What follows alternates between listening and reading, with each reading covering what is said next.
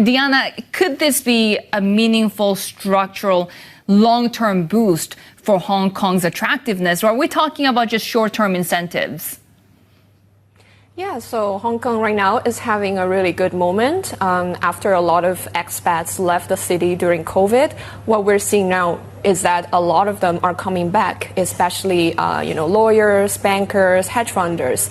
And we've seen some early data from the immigration department that sort of backs up this trend. For example, we've seen the visa approvals from the foreign talents coming into the city almost doubled last year. And this growth has been especially significant in the financial sector. And when you look around the central district, we are seeing that the office towers are starting to fill up. For example, the flagship office tower Henderson, the occupancy rate is right now about 90% compared to just 40% when it was started. So as more and more global financial firms rethink about their APAC headcount, Hong Kong remains a top attraction for them. And then you have Singapore as well that has been competing, of course. Tokyo wants to be the next financial hub as well. Why Hong Kong over all of these other hubs? Yeah, so one of the top reasons that expats tell us why they choose Hong Kong is always related to the tax benefits.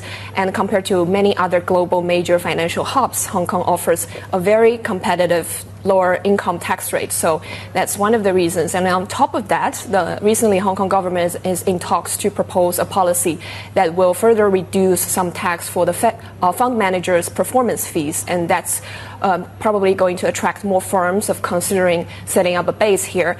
And on top of that, we also see a revival in the Hong Kong IPO market here, which attracted a lot of capital coming into the city and also boosted the wealth management business in Hong Kong.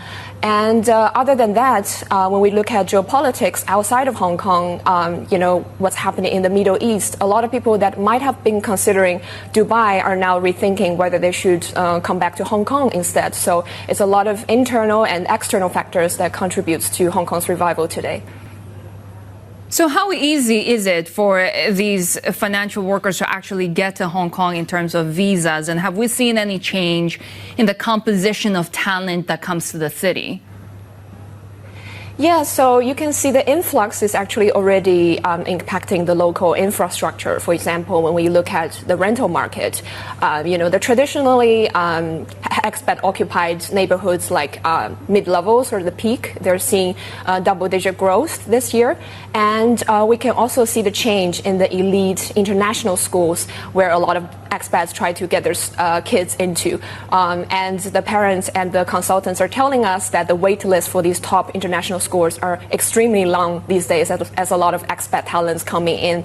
And outside of Hong Kong, you see the competitors are getting anxious. For example, right. Singapore is also in talks of changing the tax policies to attract more talents. And it's important for expats to consider that even though we're seeing they're coming back, but in the last couple of years, the new talent coming in the city is majority mainland Chinese. So that's the Hong Kong demographics we're seeing today.